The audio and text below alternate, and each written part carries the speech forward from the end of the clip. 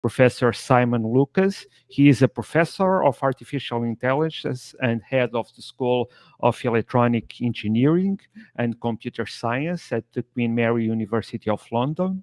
He also leads the Game AI Research Group there. He is the founding editor-in-chief of the IEEE Transactions on Games, and he co-founded the IEEE Conference on Games.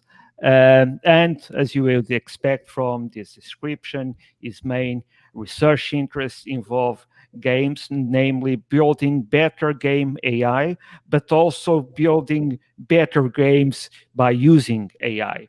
And ultimately, and perhaps more importantly, games are seen as a tool, a playground to better understand the phenomena of intelligence and contribute to general artificial intelligence. Simon is current fellow of the Alan Turing Institute, where he is exploring ways to apply game AI to making better real-world decisions. And today, Simon will be talking about fast adaptive game AI for semi-automated design of casual games. So we are looking forward for his presentation. Please go ahead with Simon. Thanks. Fantastic. Thanks for inviting me, and thanks for the nice introduction. And as you were saying, I really wish I could be in Coimbra, attending that it was a physical conference that we could all attend in person. And I'm very much looking forward to the time when we can do that again. So I'm just going to share my screen. I've got some slides and also some live software demonstrations. I've got to say that I got a little bit of a scare.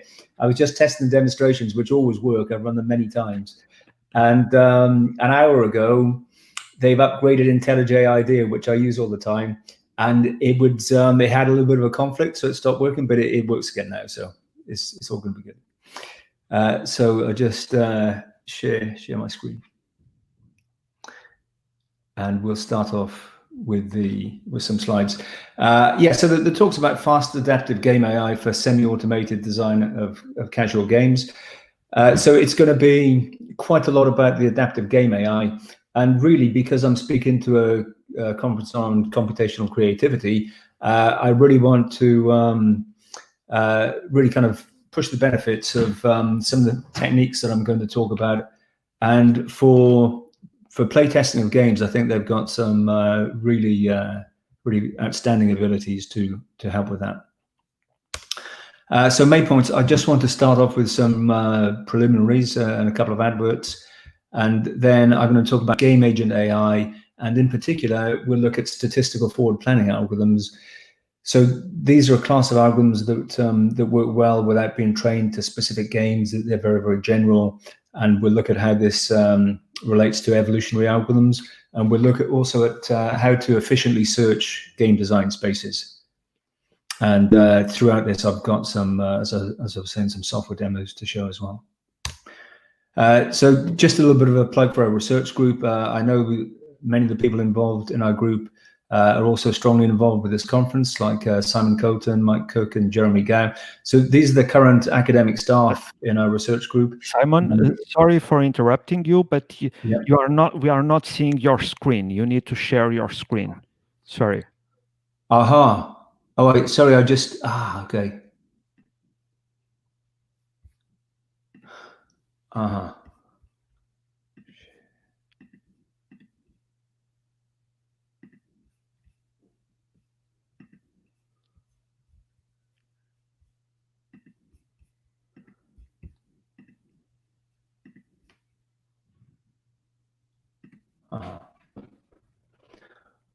Now it's working.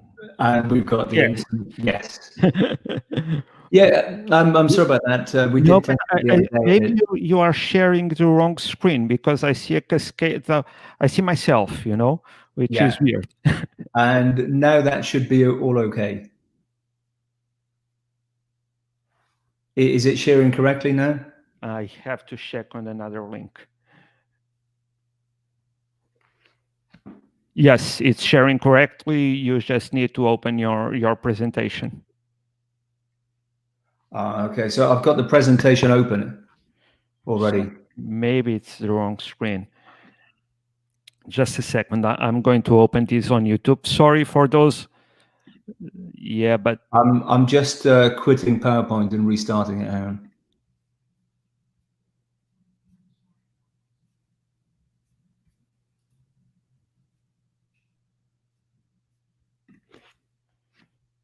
I think the presentation is not on the correct screen.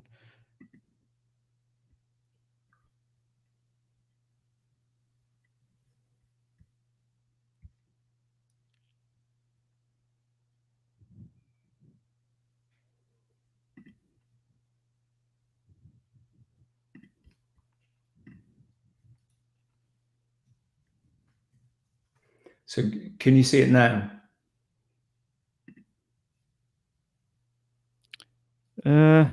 No, not really. Now I think we can only see you and me. Okay, I'll stop sharing and I'll do the share thing again. Let's try this again. Hang on. Share screen. So this time, okay.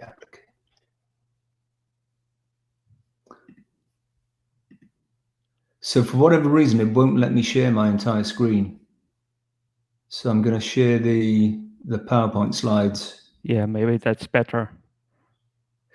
So can you see the title slide now? Now we can see it. Okay. Yes, now we can see it. So I think we are good to go. Okay, sorry for that. Please go ahead, Simon. Yeah. So I've said some of this stuff already. I was just talking about the prelims, the great group of people that we've got at Queen Mary. I've just put the academic staff up there, but we've also got more than 30 great PhD students and postdocs now as well.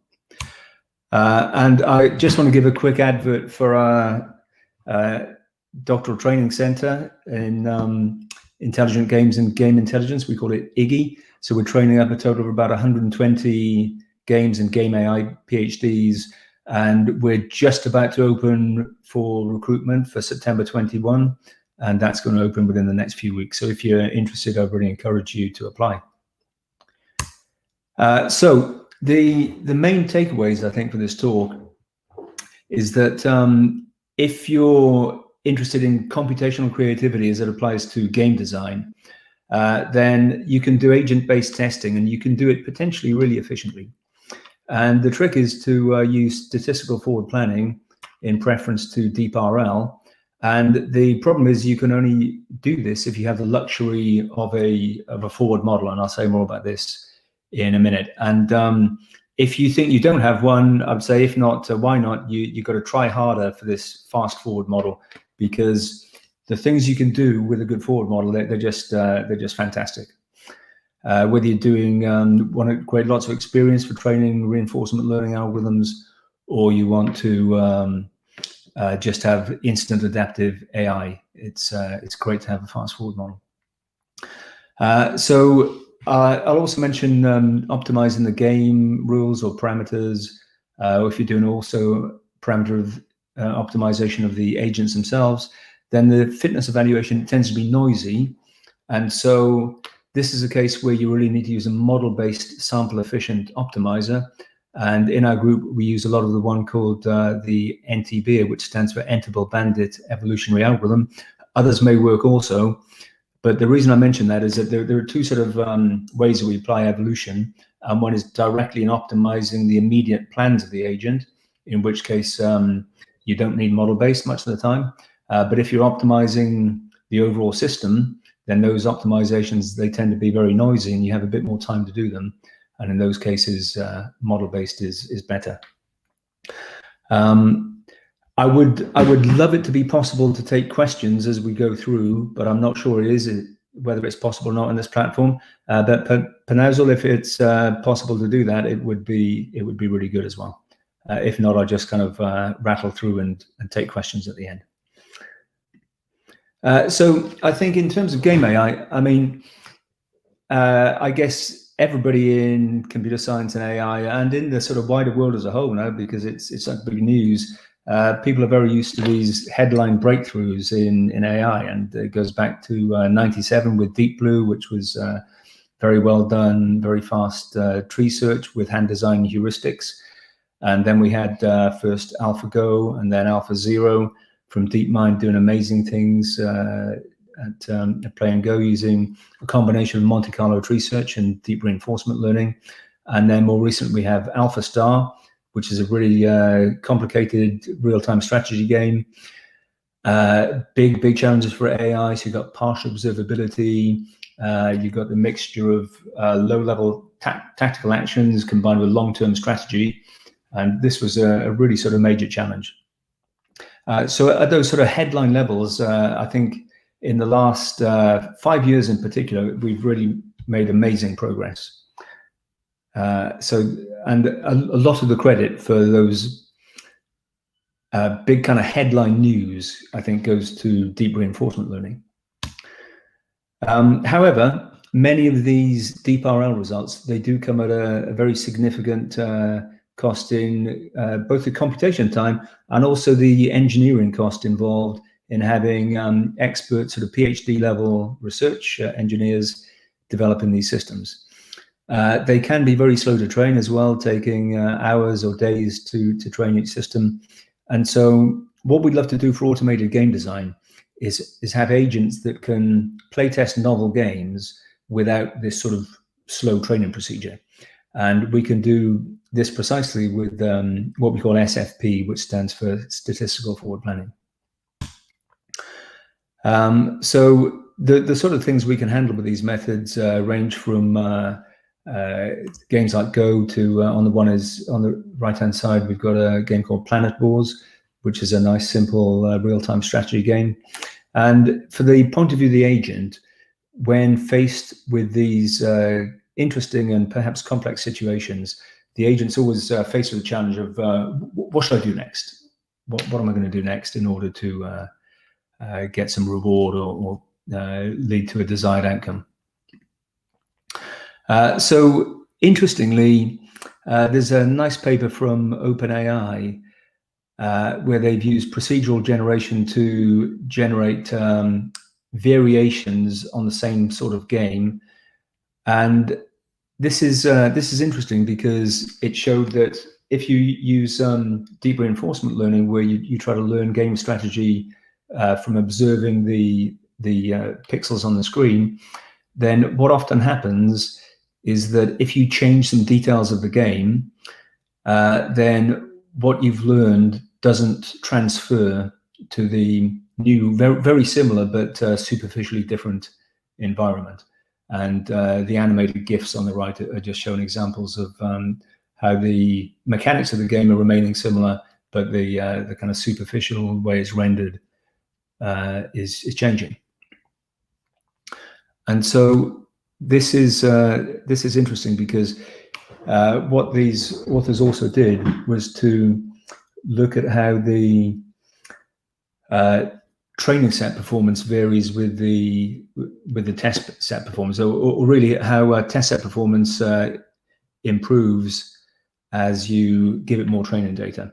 So with all these graphs, this is going from a couple of hundred training games up to 10,000, or actually 100,000, and the orange line is the test set performance and the blue line is the training set performance. So by training set, we mean a particular game, and they're using procedural generation to generate lots and lots of different versions. And so this is kind of an application of a type of computational creativity, in this case to AI training. So it's also relevant to this conference, I think, from that viewpoint as well. So in some cases, as you give it more variations of the game, the training set performance deteriorates for a bit, and then eventually in all of these it starts improving. But the first thing to note is that in many cases, if you look at, for example, Star Pilot, just given a few instances of the game, it learns to play it well on those exact instances, but it doesn't generalize at all to these other versions of it.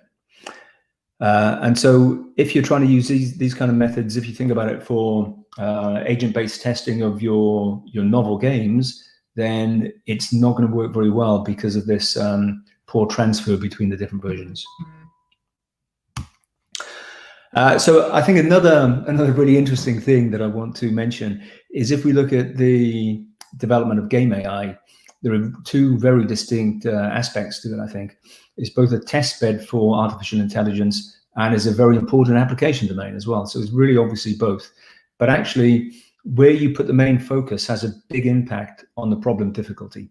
So as a test bed, you want to be doing things like learning from pixels, perhaps, to make it a challenging problem and to put the AI on the same sort of footing as a human player. You might specifically look for games with flat reward landscapes, like a famous one is Montezuma's Revenge.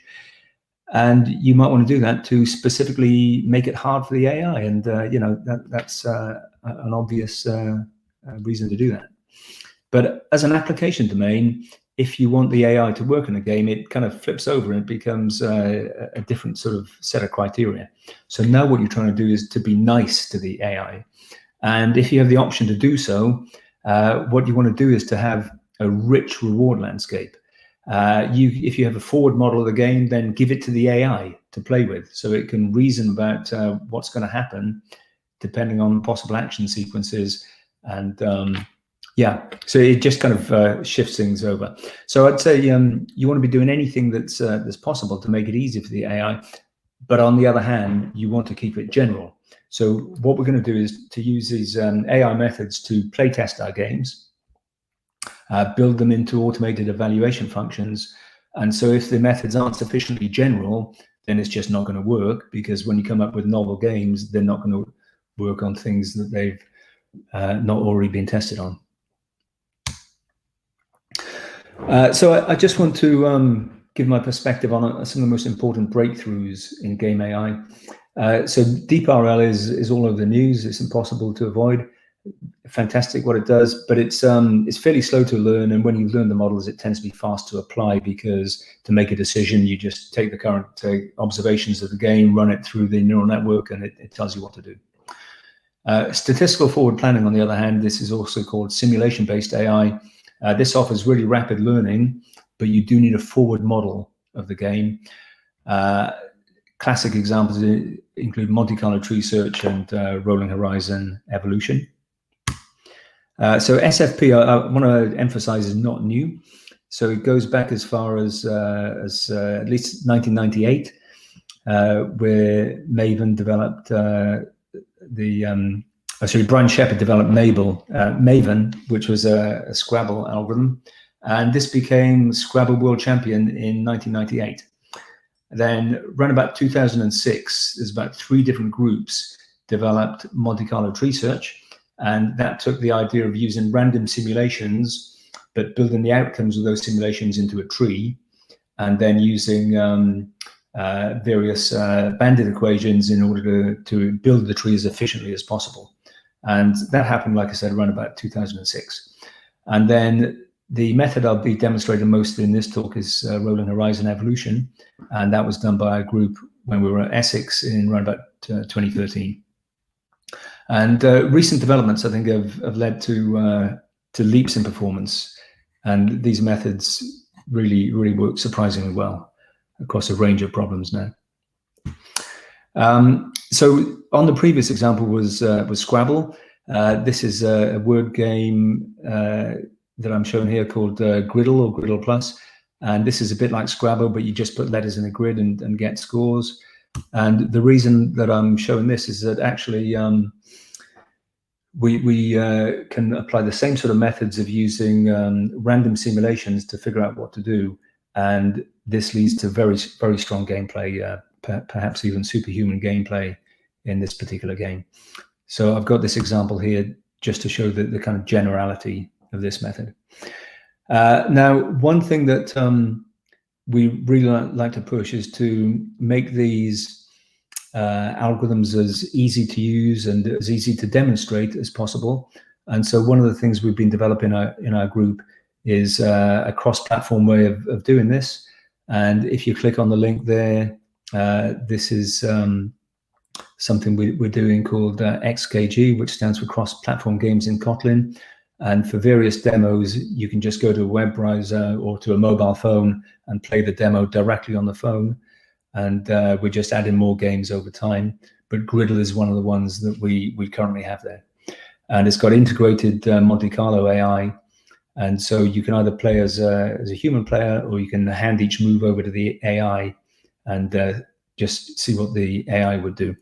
And it's remarkable how just by running these random simulations of possible outcomes, we get to good quality gameplay.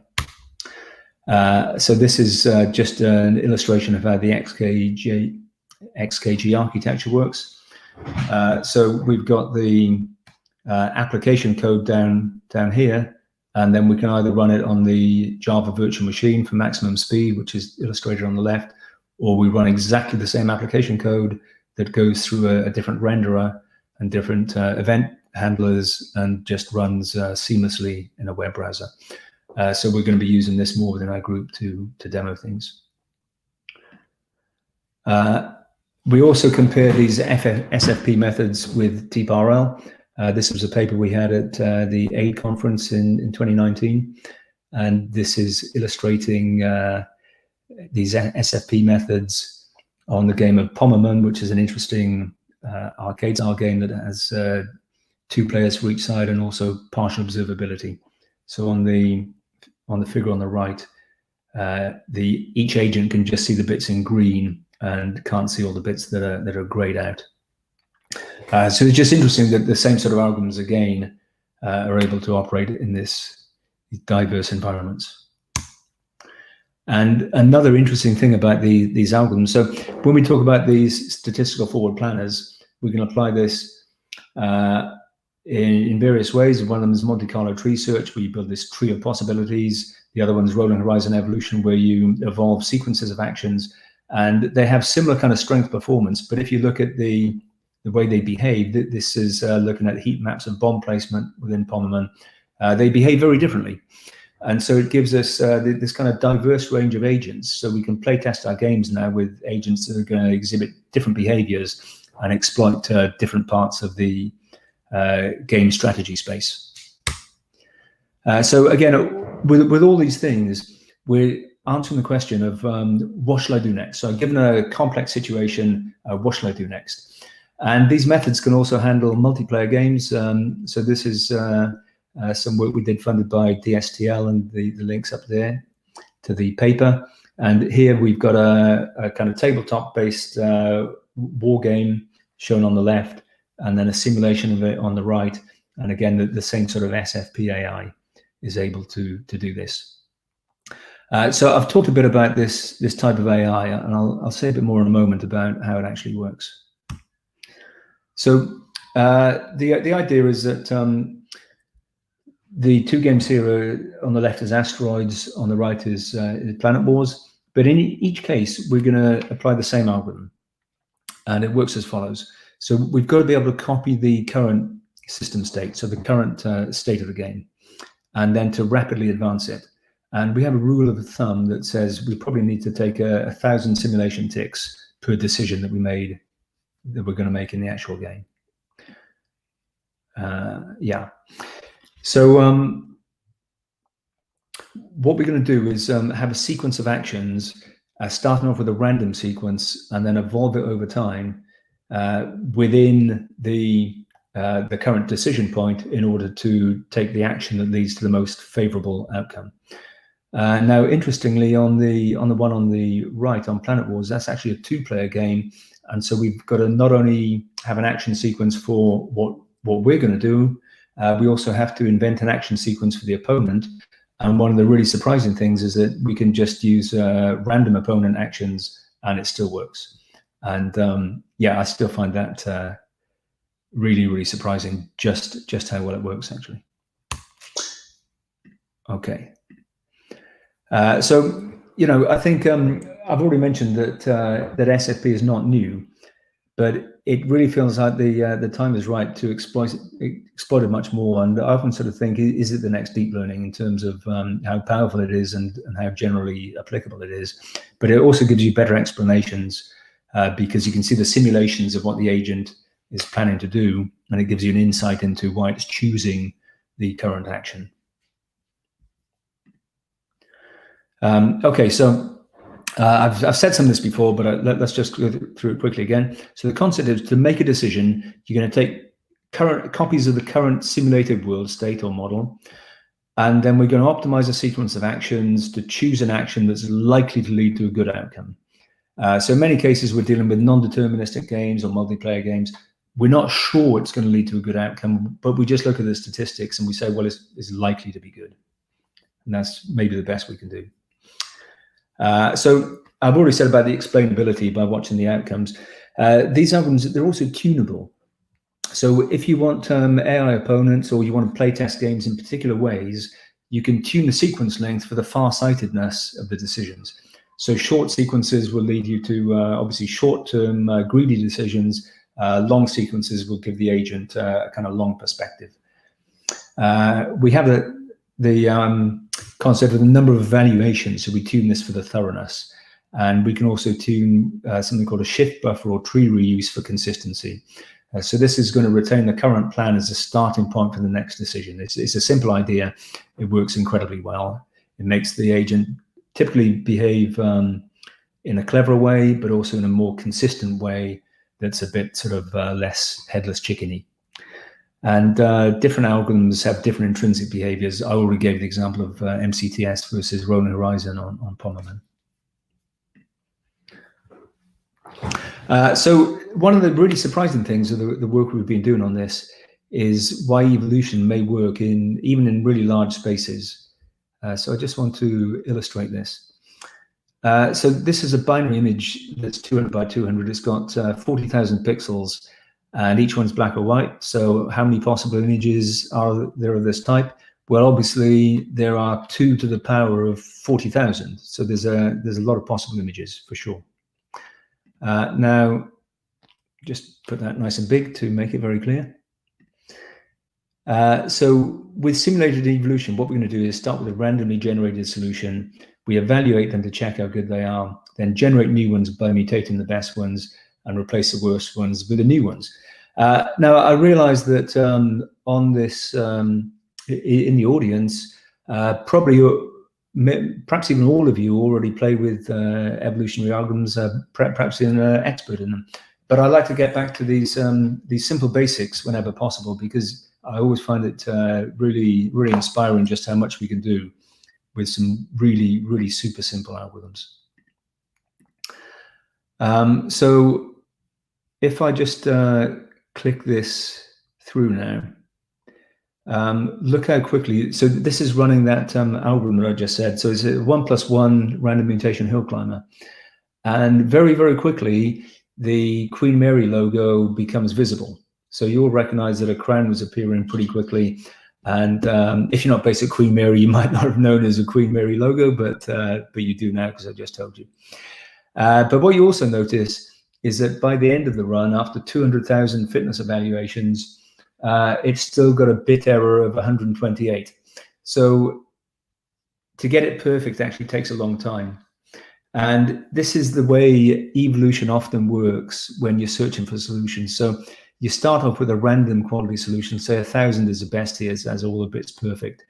Start off with around about 500 because bits are randomly correct or not. And then this first bit of the slope is really steep. So you get better and better really, really quickly. And then as you try to aim for perfection, it just sort of asymptotes, and the last few bits are really kind of painfully slow to get, because all you're doing is making random mutations and testing whether or not the solution is better than the previous one or as good. However, if we don't have to be optimal, we might be able to find good solutions really, really quickly. So imagine that we weren't aiming to be this good. Imagine we're only aiming to be sort of this good around here. Then, yeah, maybe the things can be found really, really quickly. So that's kind of interesting observation. And I think this is precisely what happens when we run these algorithms such as Rolling Horizon Evolution. So I'll show a demo in a moment. Maybe I just want to show the maybe I'll just show how it works first. So this is a basic idea. We're going to start off with the action sequence, and I just want to put it in words just to make it clear. in the code, we just evolve sequences of integers which represent the actions, but you just start with a random sequence of actions and you just see what's going to happen. So for a game like Asteroids, those things would represent things like thrusting, turning left, firing, turning left, and so on. And you observe a particular sequence, which would normally be longer than this, normally be maybe about 100 actions long, and you observe what reward it gives you at the end by running the model. You mutate it, so here the turn left is mutated into turn right, possibly many other mutations as well. You observe that this one's better because it happened to be better. You just adopt this second sequence as the current preferred option. But the algorithms can be anything in the game. The algorithm really doesn't care. Okay, so that's the basic idea. And now, if you want to implement this AI within your game, the AI is going to be standard across a great big range of games. You just need the game to implement this abstract game state interface, which, for example, in Java looks like this. And the key things is you've got to be able to copy the game state, and you have to be able to advance it to the next state. Okay, so I'm going to show you a demo now, and maybe I can explain as we go through the demo. So Panuzal, I just want to check. I'm going to need to stop sharing my screen, and in order to run the software. Okay, I can check for you if it's working. Yeah. Oops.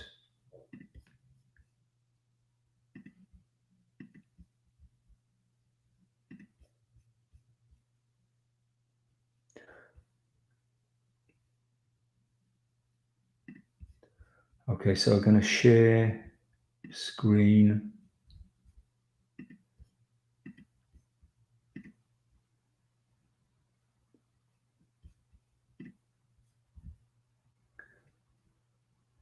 So can you see Asteroids being played now? Yes, now I can.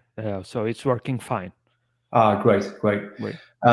That's super. So this is an implementation of Asteroids, and the agent has access to the forward model.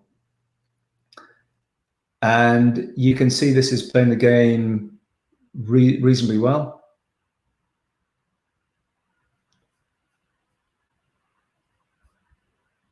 And the great thing about this actually is that it's really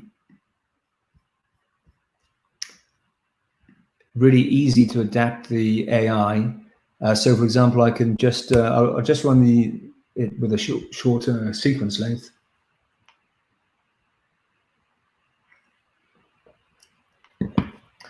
So what's going on here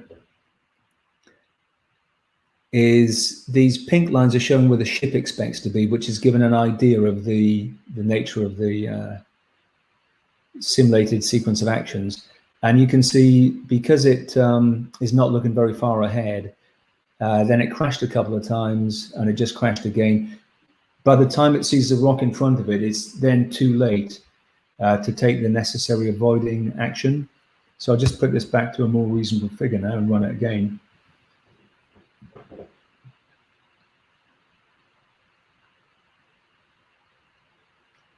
Yeah.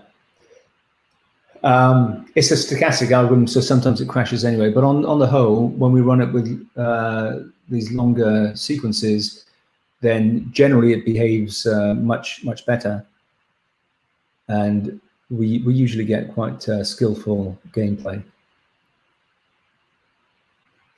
So just to be clear about how this is working, the figures, the graph you see being plotted on the left, each of these different colored lines is a rollout, that's a sequence of actions that's been evaluated for its expected score.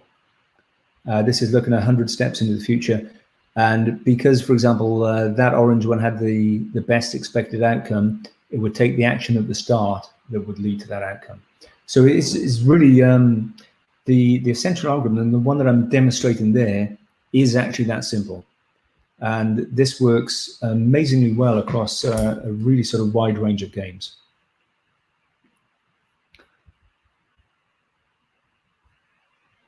Okay.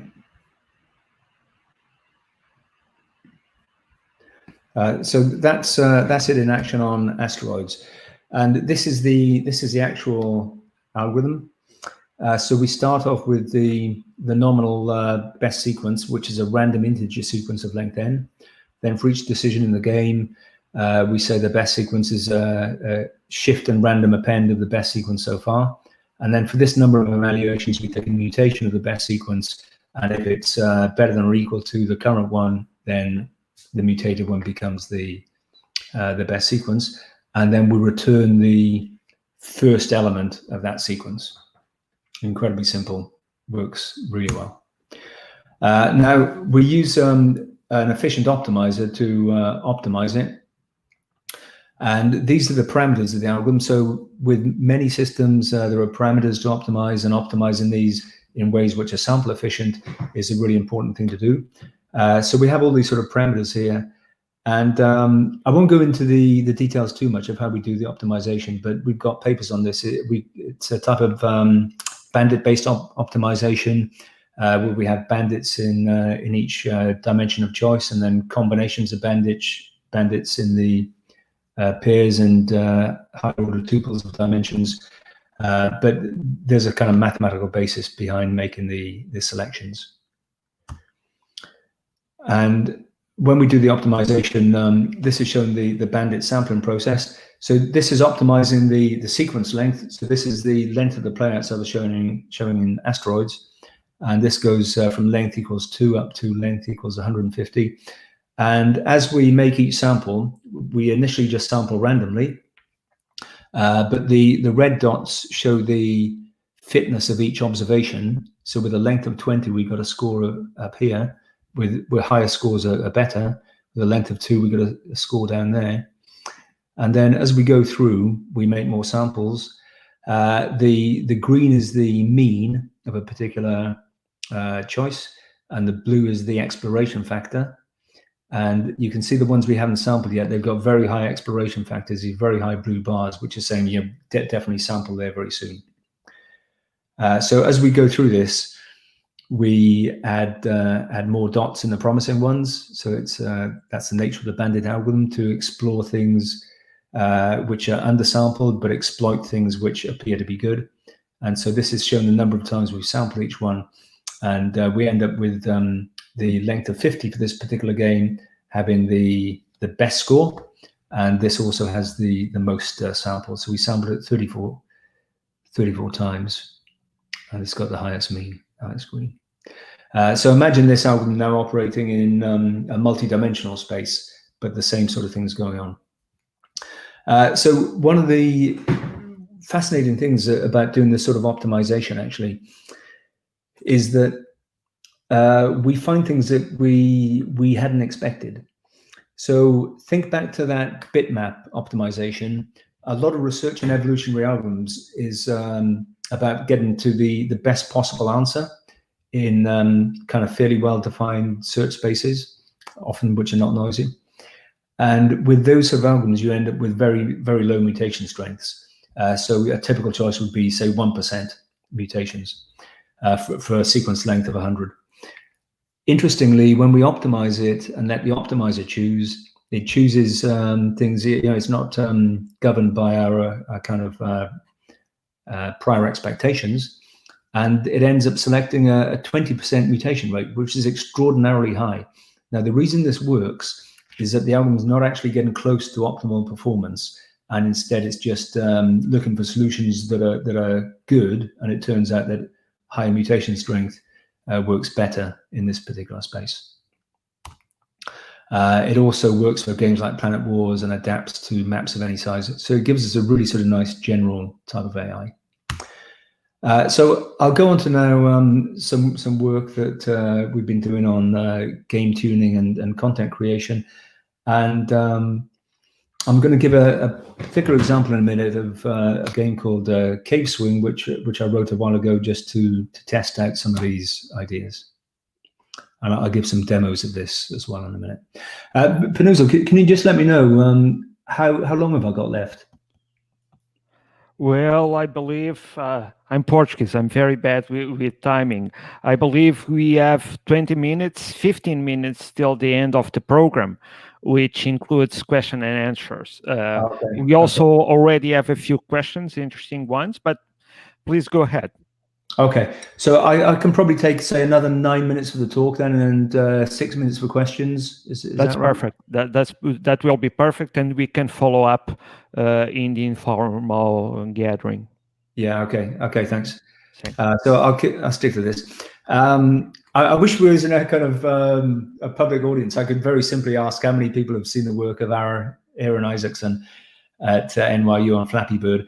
So this is really nice work, I think, and I won't dwell on it too much. But here, the fitness function for optimizing the Flappy Bird game. We've got all those parameters such as pipe separation and pipe gap and so on, was just to get a certain percentage of the birds through with noise corrupted optimal AI controller. And just is really, really nice work with a lovely web page to support it. We're going to do a similar thing with a game called Cave Swing, but the kind of extra challenge of Cave Swing is that we're doing it in a way that's very general. So we're not there's nothing specific about the AI that's specific to Cave Swing. We can use it for any game, and we're also using a sample efficient optimization procedure to make the optimization really fast. This was something I'm not going to have time to talk about. It's just more examples of using evolutionary algorithms for game design type things. This one was inspired by wave function collapse, but takes an evolutionary approach, which has some strengths and weaknesses compared to WFC. And I just want to make the point that you can use EAs in really simple ways. So this is an example of involving mazes or dungeons. And the EA is just a random mutation hill climber, representation just a bit vector. And the fitness measure is the longest, shortest path between two green dots. That's a really fun thing to do. If you want to code it up yourselves, it's an interesting exercise. It doesn't take long and it works really well. I just want to give a call out to some of the work done by Simon Colton and others before we joined Queen Mary on using also autoplay testing. This is a web app on iOS, and this is very cool. And this is a particular game called Let It Snow. It's all about game design spaces. So making a space and then searching it. And also even Bravi's work on generalized splendor.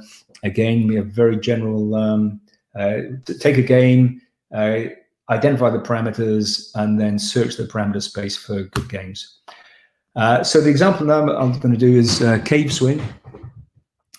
Cave Swing is actually a really simple one-touch game. I actually like playing it. I find it quite a lot of fun.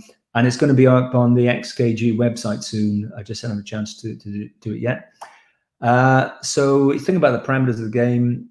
So the game is you're going to swing through the cave from left to right, clinging onto the yellow anchor points using a magic rope that just automatically attaches as if by magic. And it always attaches to the closest anchor point. Above, we've got an SFP agent just playing it effortlessly. And we can use this to do automated game tuning. So the idea is we identify a number of parameters, maximum ticks, maximum length of the game.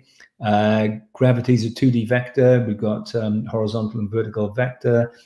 Hooks constant gives us the kind of force in the rope, proportional to the extension of the rope. Loss factor is how much you slow down as you swing through the air. We've got the width, the height, number of anchors. Mean anchor height. Actually mean anchor height is something too. Success bonus, failure penalty, point per X, point per Y, cost per tick. These things here actually, because you get a point for every bit of progress you make in the X direction under this one, then this also has a big impact on the reward landscape. So anyway, this is something that think about any game, right? And you can just identify parameters, and then you become it becomes one sort of point in a vast search space of possible games. Some of the parameters could be Booleans, it could be rules of the game, and so on. And then we've got to define a fitness function. You can do way more around this. The illustration I'm showing now, the demo now, is just going to be a really simple example of this. So we've got the score of a skillful agent, rolling horizon evolution, minus the score of either a random agent or a mediocre agent. So the mediocre one could be Roaming Horizon Evolution, but like an untuned version. So one that didn't use a shift buffer, didn't look very far ahead, didn't have many of evaluations, and so on. And what we're going to do is we'll just run it now, and we use an NTB as the optimizer, using that fitness function. So it's agent-based evaluation. The game agent AI has no idea it's playing Cave Swing. It's just seen the forward model. And so we didn't have to do any adjustment of the algorithm to play this. Okay, so now what we can do is let's first of all just show the game.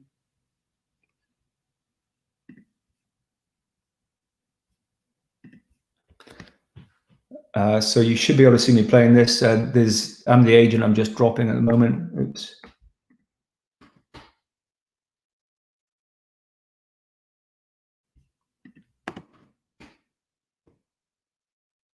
I've got a version of the game that doesn't play because it's I'm playing it, but the rope's too weak. That's just an example of a broken version. Don't worry about that. We'll now run a Evo Agent 1. So this is going to run on a playable version of the game. So this is showing an agent playing the game now. And the objective is to swing to the far wall and finish as high up the wall as you possibly can. Just run that one more time. So again, the one at the top is showing the rollouts. And then again, that finished with a really high score. And now what we're going to do in real time, we're going to tune the Cave Swing params. So we're going to run a tuning test, and this is going to pop up a version of the game ready for me to play. So the numbers you see down here, they're the scores of the agent and the the two agents. And now this is a game that has evolved for me. I've never played this particular version before. Gravity's going upwards, and I've got to try and swing my way through the cave now, which is a bit counterintuitive because it normally, I've failed that one.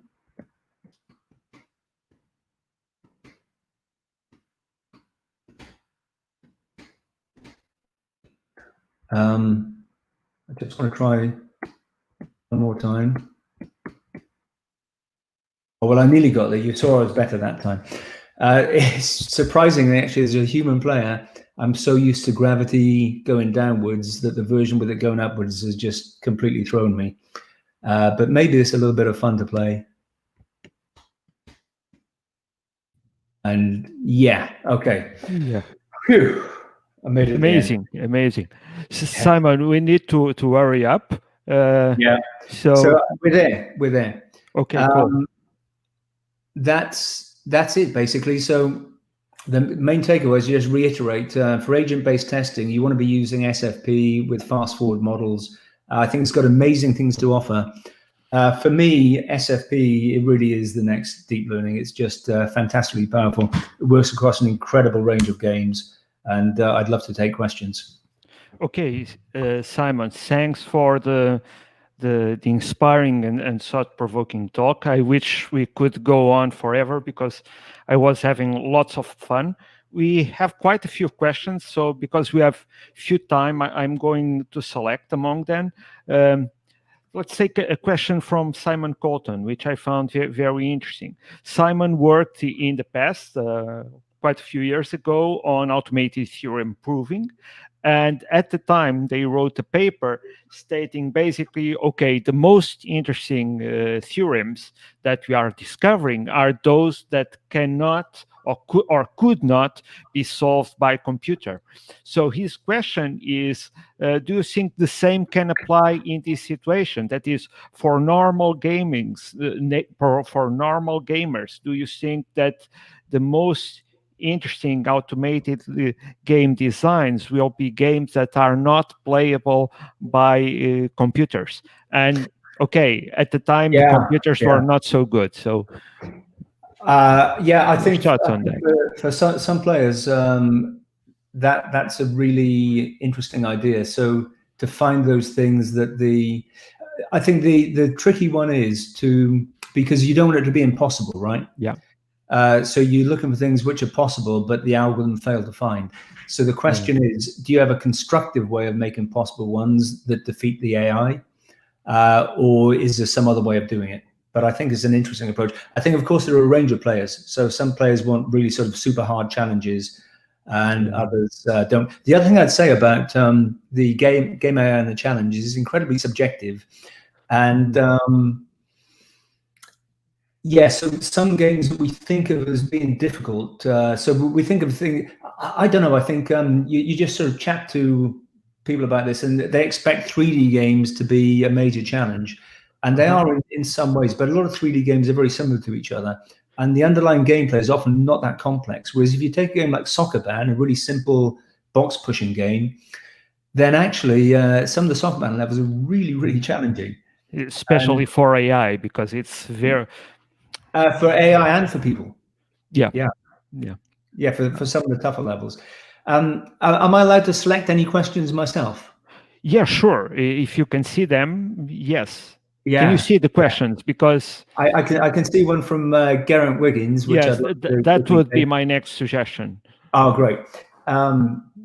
Yeah, so hierarchical forward planning. Geraint, the reason I want to take that is that we're working on this very actively within our group. And actually, in terms of the multi-level representations, what we're doing is trying to construct these automatically. So you start off, so all the actions you take in the game, then by the nature of the interface, they're all going to be at the low level. But what you do as you go on, you work out how to build macro actions out of these. And the macro actions themselves, they're actually not built out of the raw actions, they're built out of higher level goals. So you identify things as being useful goals, and then you're still using either SFPs or you got canned sort of action sequences to get to them. But I think we're doing we hope to publish this pretty soon, but we've got some very interesting results on that. We had another interesting question a little bit before. It was by Christian.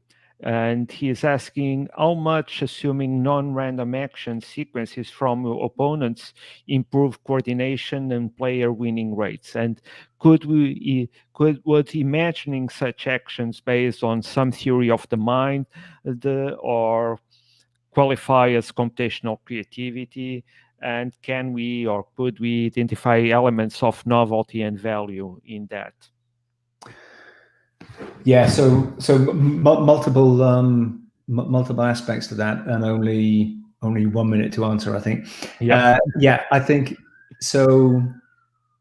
On the random action things, what I recommend, there's a paper. If you go to James Goodman's Google Scholar, there's a paper we've got in CC 2020 called something like "Does it matter how much I know what you think?" And it addresses exactly this. It's got Monte Carlo research and Rolling Horizon Evolution paired with different opponent models. And actually for Rolling Horizon Evolution, it works pretty well with random. With MCTS, you're much better off building a tree using MCTS as the opponent. But I think for the Rolling Horizon Evolution, we've been trying to get Rolling Horizon co-evolution working, where you co-evolve the opponent's actions, and we haven't got that working very well yet. I think we can, but we haven't got it working well yet. The thing I'd say about this, I didn't have a chance to demonstrate Planet Wars, but I will put it up on the XKG platform, and you'll be able to play against AI on your phones pretty soon. Even when you assume the opponent's going to play random actions, the AI plays incredibly strongly. It's remarkable. I mean, as a human player, I'm kind of okay-ish at Planet Wars, and I can't beat the AI. Okay, Simon, I believe we need to end. We have lots and lots of more questions. In fact, I had quite a few for you, namely, how can we go from playing individual games to playing several games, some sort of transfer or incremental learning. But I believe we can leave that, and we all have to leave that for other opportunities. So if you can stick around for a while longer, the program will continue, but we have space for some informal gatherings and so on, and people would or could approach you. So we really need to leave the stage. Let's virtually thank our speaker again. Simon, it was a pleasure. Thanks very much for this. Okay, bye-bye. I just want to say thanks very much for inviting me. I'm sorry about the hiccups at the start with the screen sharing. Well, I'm not sure what I did wrong. It worked okay in the rehearsal. Yeah. Okay, bye-bye. Bye-bye.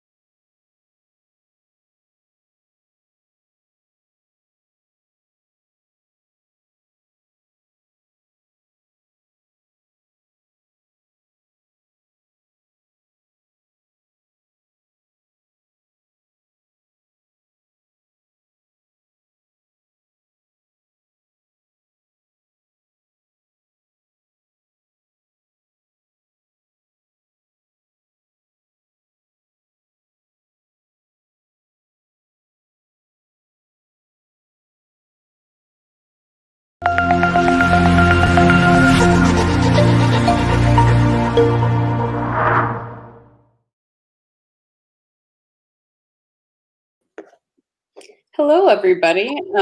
Welcome to the session Visual Creativity 2.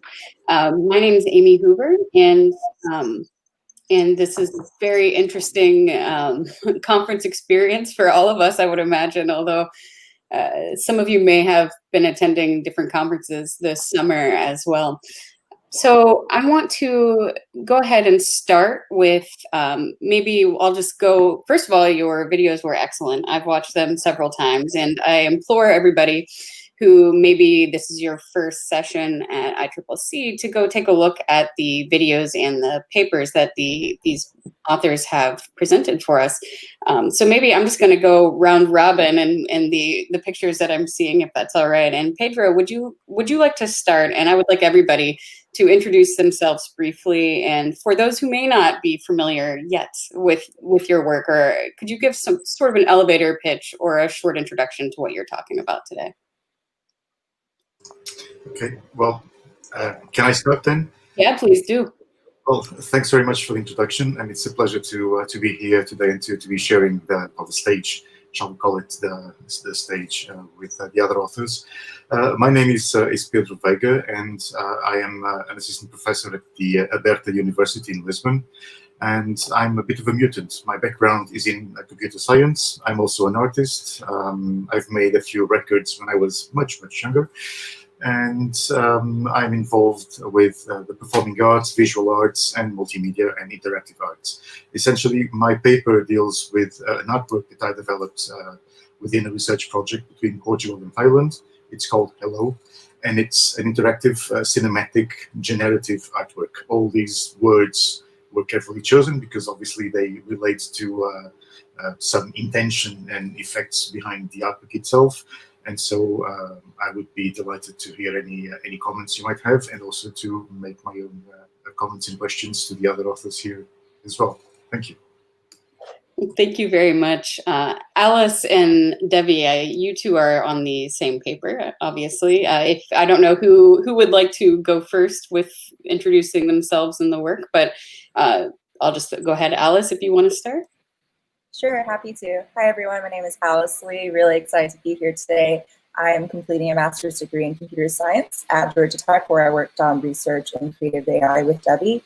And today we'll be talking about a project called Leitmotif, which we're calling an effective visual journal that basically uses neural networks for natural language processing and image generation to take a piece of text, extract the salient topics and emotions from that text, and visualize it in creative, appealing ways.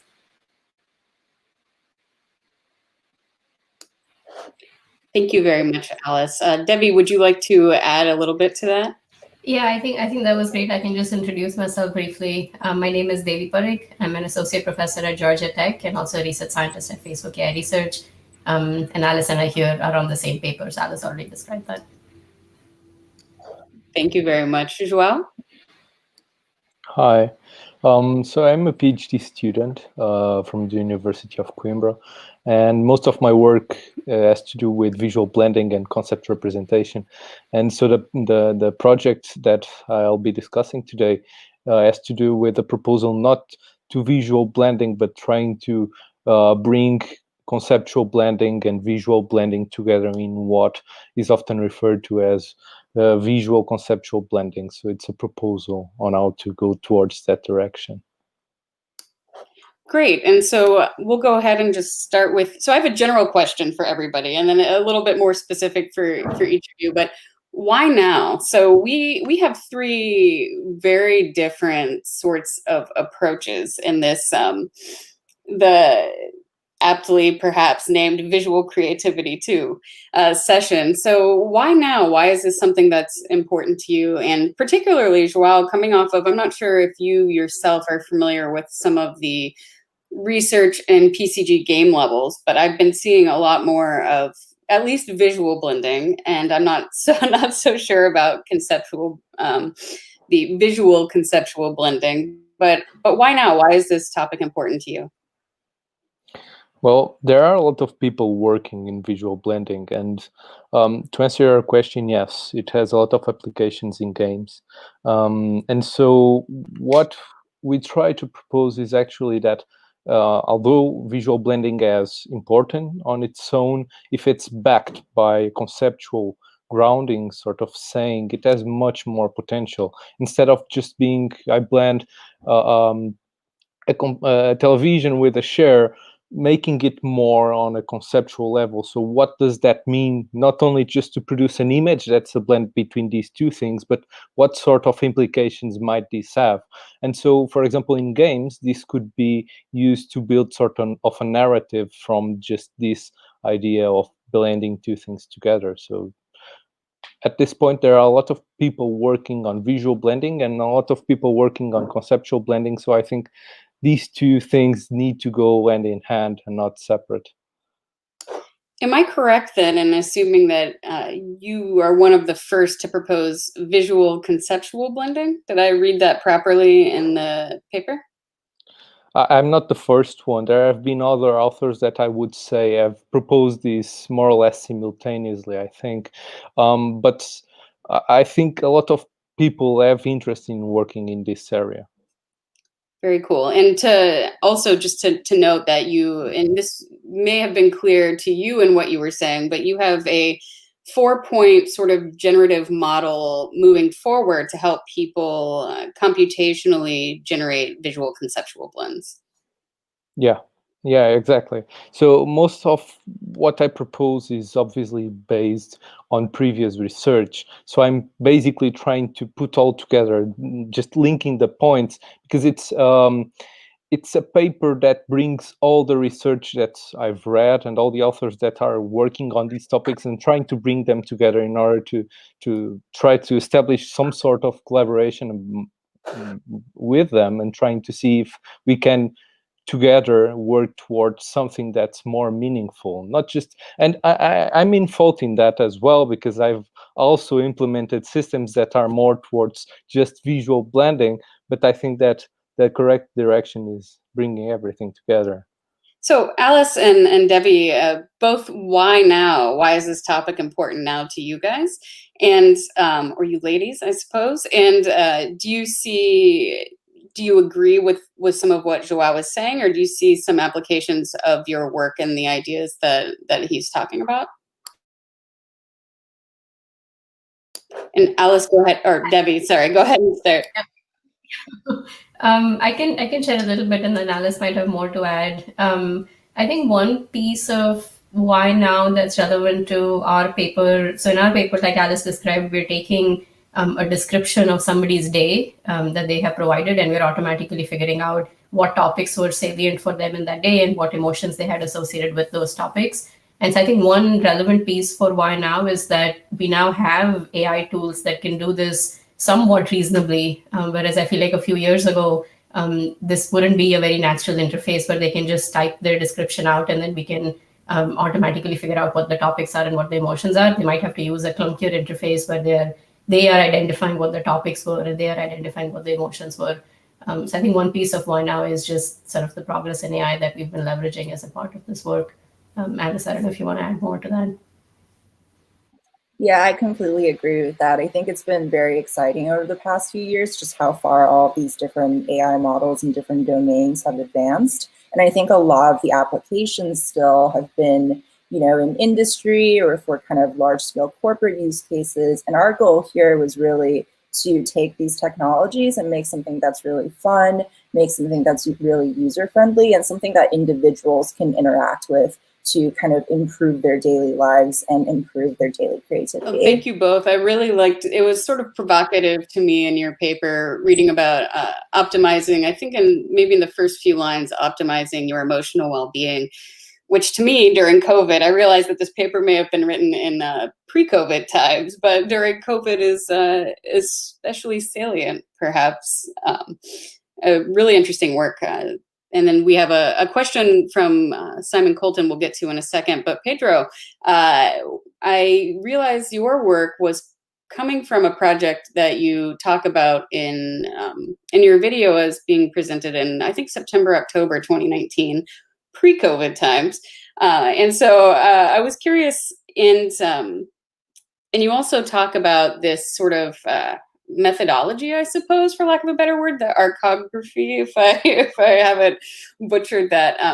So the same question to you, why now? And I believe you said that you had some questions for the other panelists as well that feel free to ask, but why now? And then what sorts of questions do you have for everybody?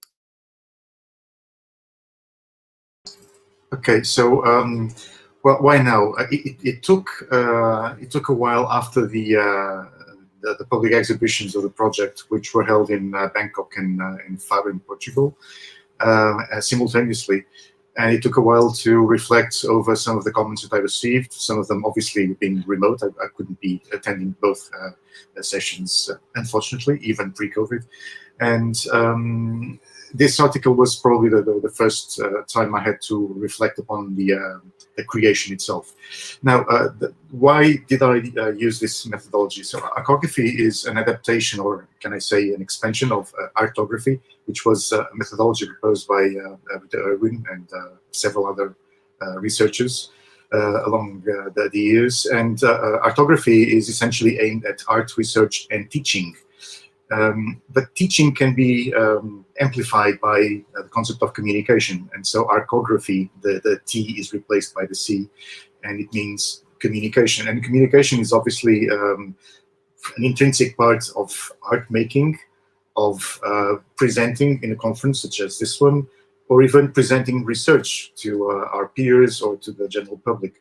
And so I try to create this this adaptation, this artography moniker for specific projects in digital media arts, because it's also quite suitable for generative projects. And by generative, I mean that the 7 stages that I present, they can be presented in a chronological order, but in most artists' minds, they are by no means linear, nor are they well behaved. So that means that when we reach prototyping, sometimes we deeply question the inspiration, and sometimes we deeply question a number of options that were taken beforehand. And so it can produce offsprings in several different directions, sometimes divergent directions, sometimes convergent, and sometimes it can be trash.